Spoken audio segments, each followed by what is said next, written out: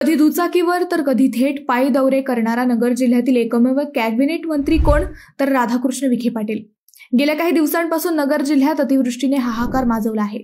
नगर जिल्ह्याच्या दक्षिणेत पावसाने तांडव केले आहे। गेल्या 50-60 वर्षात झाला नाही एवढा पाऊस केवळ 15 दिवसात झाल्याचे सांगितले जात आहे। परंतु या सगळ्या कठीण परिस्थितीत पालकमंत्री राधाकृष्ण विखे पाटील यांनी दाखविलेल्या तत्परतेची सध्या जोरदार चर्चा सुरू आहे। शेतकरी कर्जमाफी, नुकसान भरपाई, पंचनामे या सगळ्याच विषयात सध्या विखे पाटील चर्चेत आले आहेत। नेमकी का होतीये विखेंची चर्चा, याच विषयीचा आमचा हा स्पेशल रिपोर्ट। नमस्कार, मी अद्वैता आणि आपण पाहत आहात अहिल्यानगर लाईव्ह 24, नगरी राजकारणाचं परफेक्ट अनालिसिस। परतीच्या पावसाने जिल्ह्यात होत्याचे नव्हते केले आहे।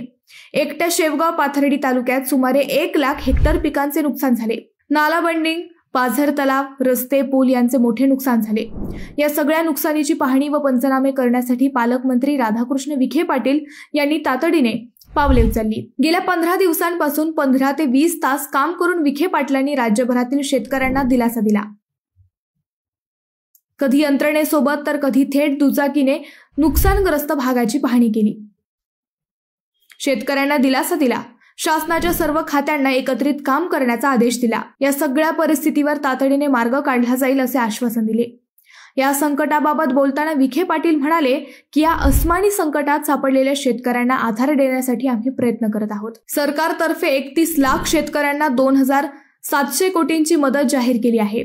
नुकसानीचा आकडा वाढणार आहे। नगर जिल्ह्यात पावसात विषमता होती।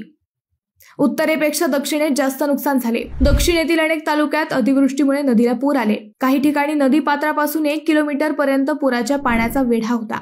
काही ठिकाणी दुर्दैवी प्रसंग घडले, परंतु यंत्रणा सक्षम होती। मंत्री म्हणून सरकार काय करत आहे याची माहितीही त्यांनी दिली।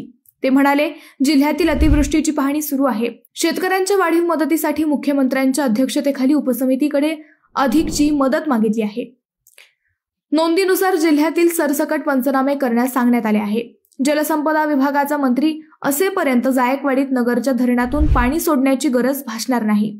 या ओल्या दुष्काळावर मार्ग काढण्यास सरकार सक्षम आहे। नगर जिल्हा पुढील 2 वर्षात शेतीच्या पाण्यासाठी सक्षम होईल। गोदावरी खोऱ्यात जादाचे 60 टीएमसी पाणी वळवण्यात येणार आहेत। यात मुळा धरणात 15 आणि भंडारदरा धरणात 12 टीएमसी पाणी आणण्यात येणार आहे। यासाठी 70,000 कोटींची गरज आहे। पुढील काही वर्षात नगर जिल्हा दुष्काळमुक्त करू असा विश्वासही मंत्री विखे पाटील यांनी बोलून दाखवला। नगर जिल्ह्यातील सिंचन व्यवस्थेसाठी मुख्यमंत्री देवेंद्र फडणवीस यांनी एक रकमी 550 कोटी रुपये मंजूर केल्याचेही त्यांनी सांगितले। पारनेर तालुक्यातील पाणी प्रश्नही लवकरच मार्गी लावणार असल्याचे विखेंनी आपल्या भाषणात सांगितले। कर्मचाऱ्यांचे 1 महिन्याचे वेतन अतिवृष्टी बाधितांना देण्यासाठी मुख्यमंत्री सहाय्यता फंडाकडे देणार असल्याचेही त्यांनी सांगितले। याशिवाय जे शेतकरी नियमित कर्ज भरतात त्यांना शासनाकडून काही विशेष लाभ देण्यासाठी लवकरच मुख्यमंत्र्यांची भेट घेणार असल्याचेही विखेंनी सांगितले। अतिवृष्टीचा फटका राज्यातील अनेक भागांना बसला, तसाच तो नगर जिल्ह्यालाही बसला, परंतु पालकमंत्री म्हणून विखेंनी दाखविलेल्या तत्परतेचे सध्या सर्वत्र कौतुक होत आहे। मित्रांनो, सरकारने शेतकऱ्यांसाठी अजून काय करायला हवे असे तुम्हाला वाटते? तुमचे उत्तर आम्हाला कमेंट करून नक्की कळवा। शिवाय व्हिडिओ आवडला असेल तर चॅनलला सबस्क्राईब करून व्हिडिओला लाईक करायला विसरू नका। पुन्हा भेटू नव्या विषयावर, तोपर्यंत धन्यवाद।